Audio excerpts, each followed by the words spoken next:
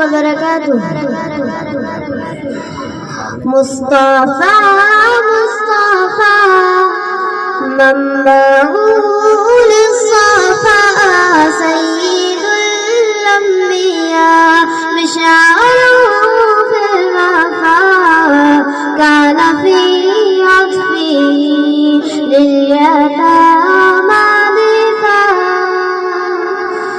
حن قلبي له فاض شوقا إليه ليس أرجو سواه شربة من يديه الصلاة عليه والسلام